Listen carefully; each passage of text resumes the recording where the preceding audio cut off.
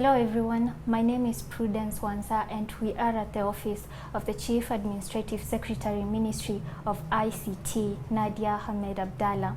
We will be engaging her on matters youth affairs, the programs that the government has for the youth and the opportunities that lie therein. We will also be talking about an initiative that she will be recently launching, which is the hashtag Kenya Ni Mimi. So CS, how are you? I'm good. Kindly introduce yourself. Well, as everyone knows, my name is Nadia Ahmed Abdalla, but most people call me Nadia Abdalla. I'm from the Ministry of ICT Innovation and Youth Affairs, the Chief Administrative Secretary. As people know, I'm actually the youngest in Kenya, so that's an added advantage. Yeah. But I'm very pleased to be here.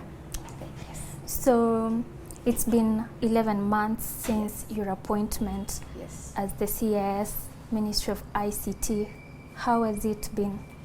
I think it's been good. The transition has been good. The experience, the opportunity to work with a very fantastic cabinet secretary like Mr. John Mushero, who is actually my mentor, I would say, not even more than a boss.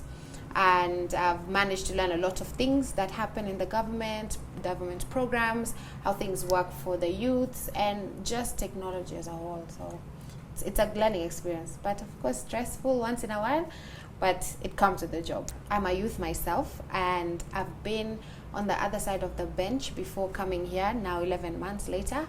And one of the things that I know when I was on that side is there was a hunger for opportunities. There was a deficit of me feeling like as if the programs for the government are not for young people. But now being in this position, and I've learned about the different things in the programs, I realized that actually government youth programs are tailored for young people. Sometimes the issue is that young people either they do not know about it, or maybe the terminologies that are used are very hard, or even saa nyingine, vijana proactiveness haiko. So that's what drives me. The fact that I'm going to inform them, I'm going to, with the officers, to tell them this is there, and just to teach them that, it's not always about a white-collar job. We can be entrepreneurs, creatives, artists, whatever it is, as long as you know what you want. Consistency and moving forward is the key. So the first thing that, of course, we are doing is, I'll tell you, the affirmative funds. And personally, I've been part and parcel of that.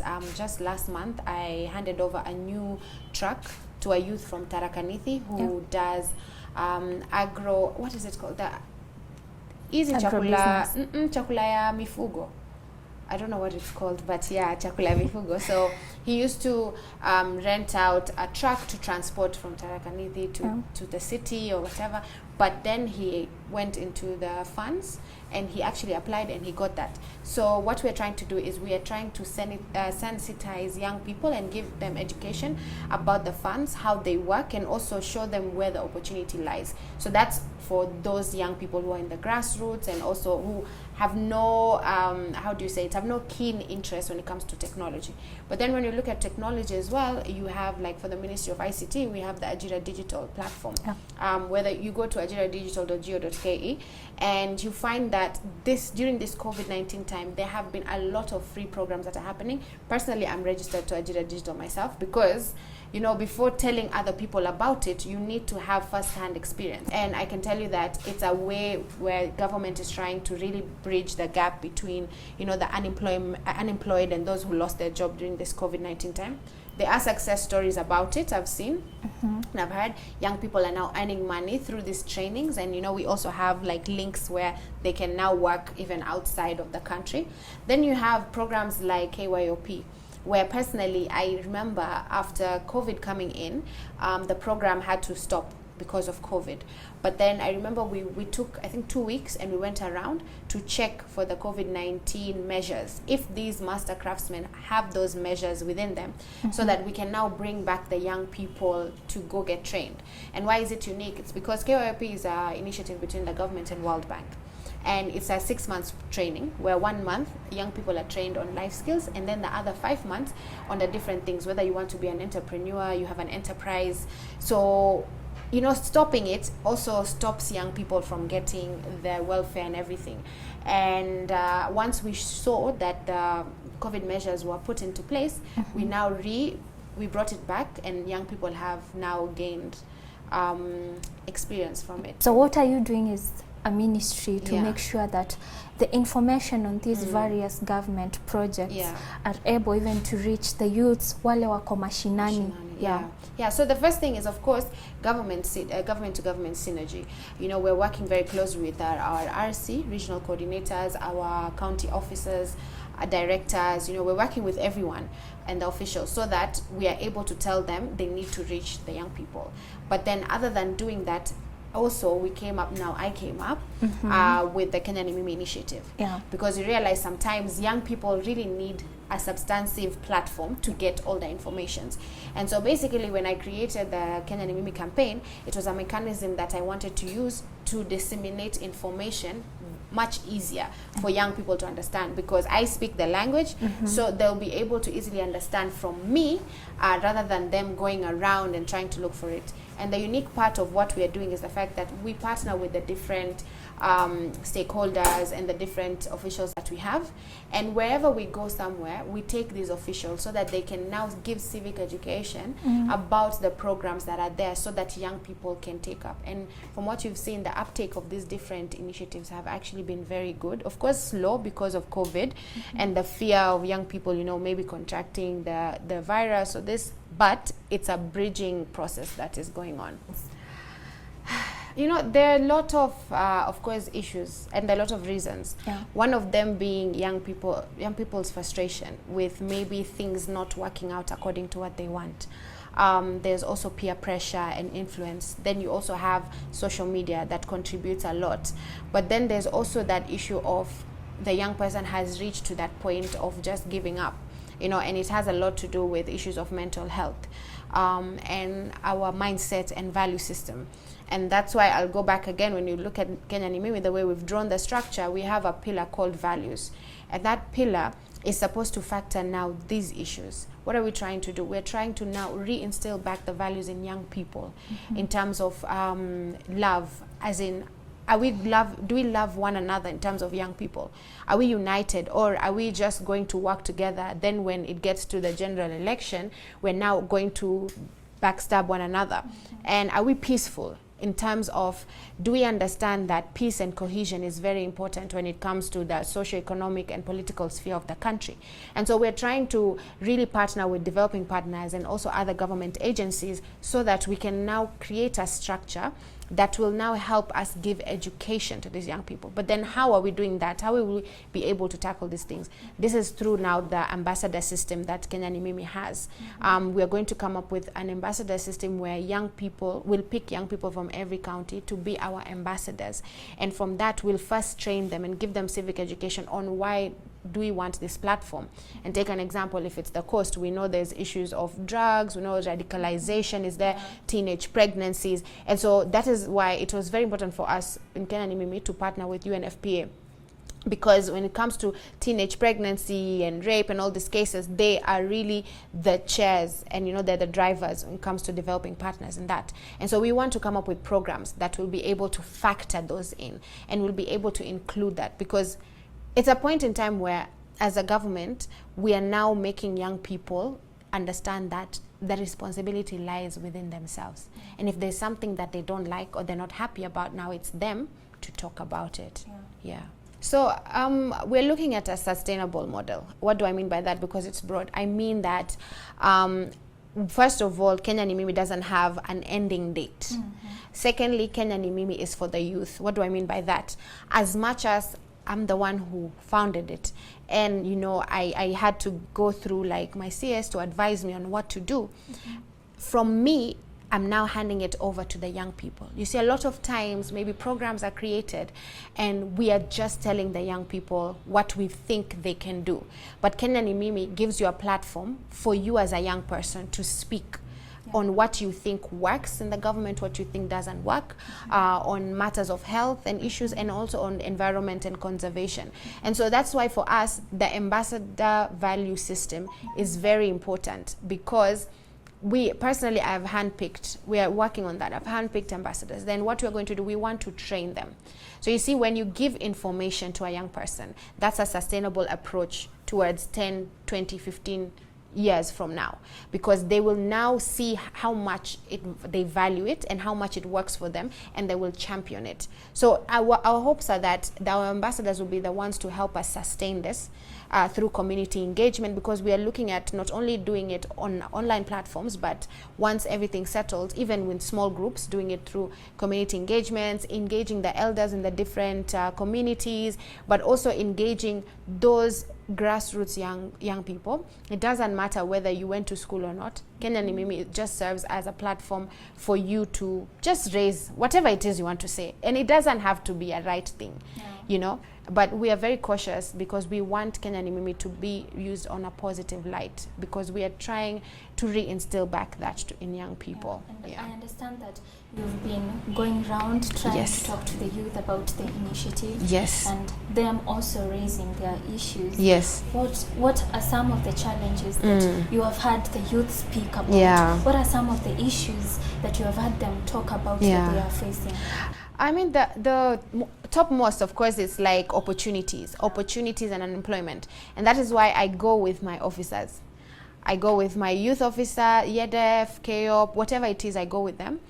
And once they raise that, I now tell the officers to teach them what is there, because I don't believe in the system of when you go somewhere you give out money or you give some. No, government programs are there for young people. I go with the necessary people that are needed. That's the first one.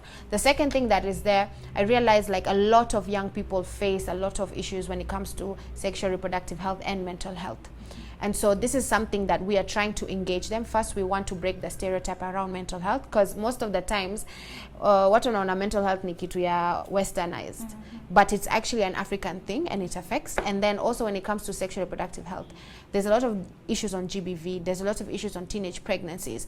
It's about time the community now starts to engage. So what we found out is that the young people in the community, they have a disconnect. And so now how are we bringing them together? And that is through the merging of developing partners, but also going to wale wazee and listening to them.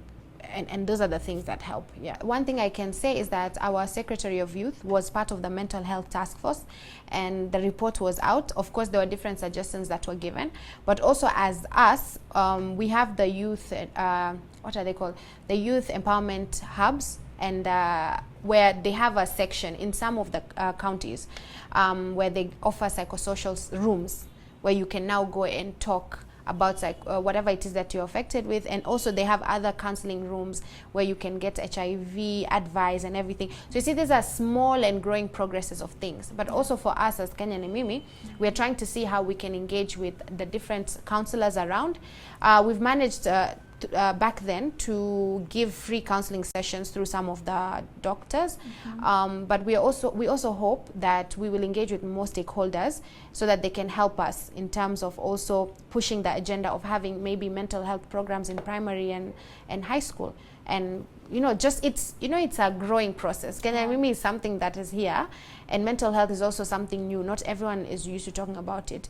So the fact that we are still breaking the stereotype is actually a challenge itself, and we hope that we can really demystify that as we go on. I can tell you, I can definitely see the future.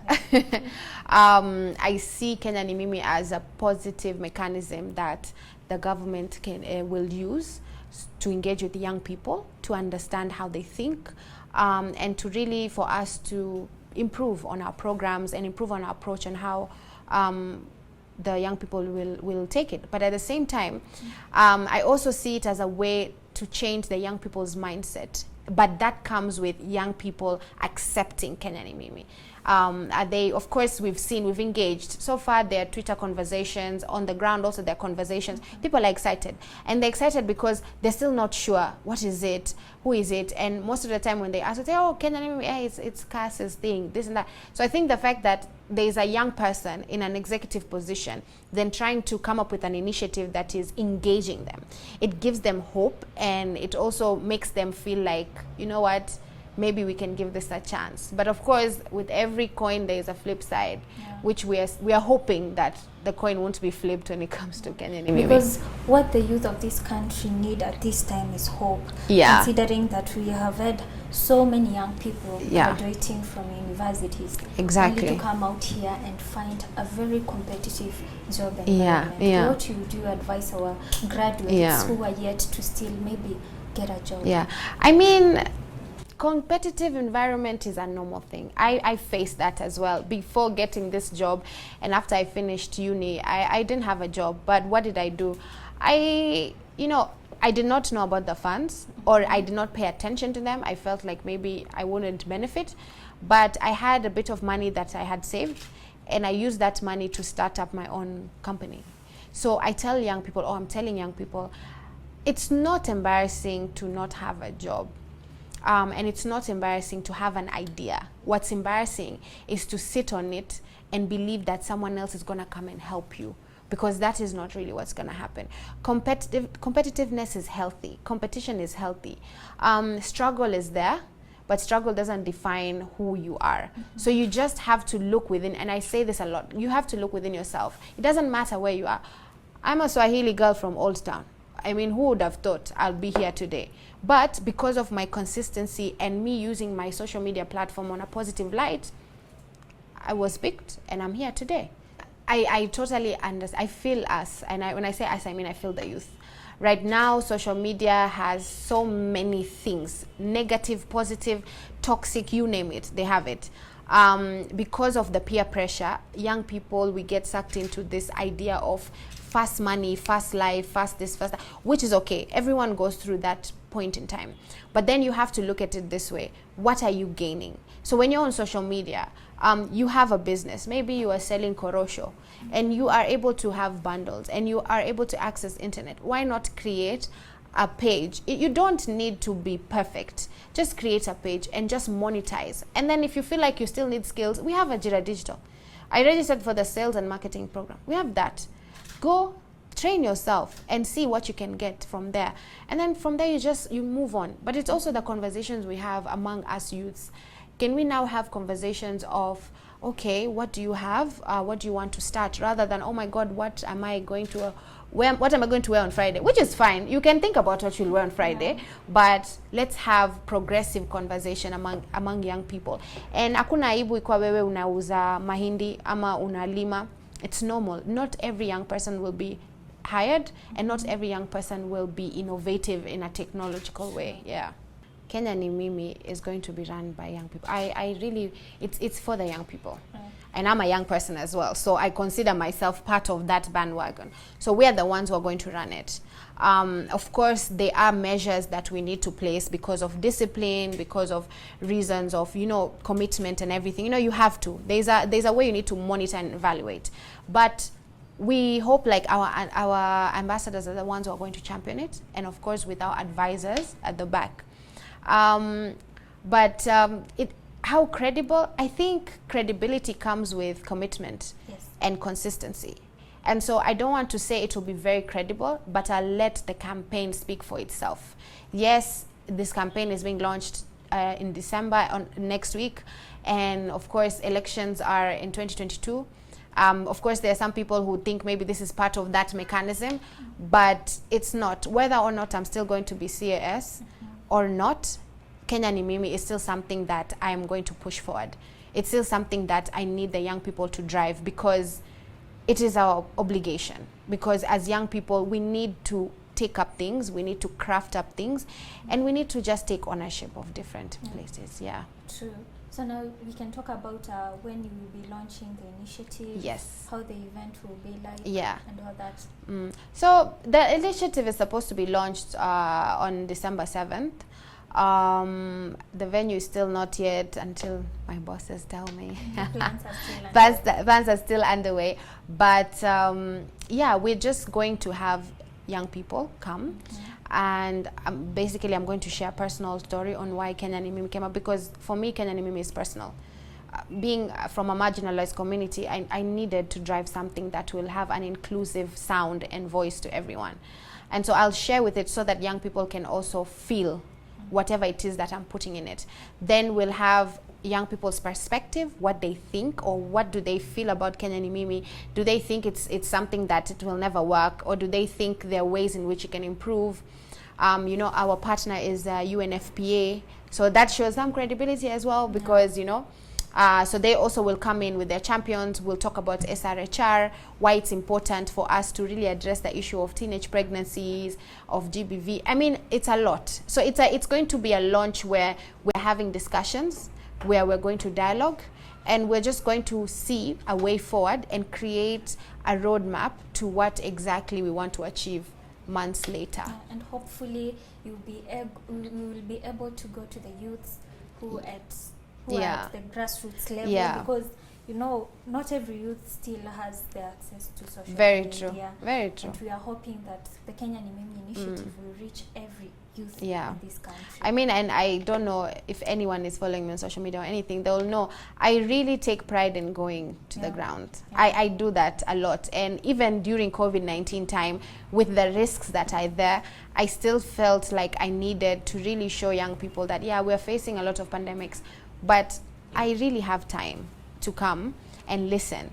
And I do that because I know not every young person will have access to me. I was in Rabai just a month ago, 3 weeks ago, and I sat with, you know, wazee wa kaya, now as villagers and everything, together with other young people, and we talked. And you see, the true essence is of Kenya Ni Mimi is being able to really sit down with them, the young people, and being able to listen, because that's what we need is to listen. And that's what the government is doing now. We are listening to them. We are trying to see what they're saying, and we want to see how the programs will work for them. Hopefully, I wish you all the best on that. And thank you. Maybe you can also give your final message to the youth. So my final message is just to the youth is that give Kenya Ni Mimi a chance, in the sense that when we launch it, try to learn more about it, try to know what it is, try to see whether or not it will work for you, and how we can also improve. Because at the end of the day, I always tell the young people that Kenya ni mimi, Kenya ni wewe, but one important thing is that Kenya ni sote. So it is our time. We are 75%. We can do a lot, so we just have to have a positive mindset, look at government programs, work with what we have, and just build a sustainable future for our next future generation. So we have been talking to CAS in the Ministry of ICT Innovation and to the Affairs CAS Nadia Abdalla. We've been talking about matters youth and the upcoming launch of the Kenya Ni Mimi initiative. She has emphasized on the need for the youth to take up the various government programs available to bridge the gap on the high rate of youth unemployment in the country. Thank you so much. My name is Prudence Wanza.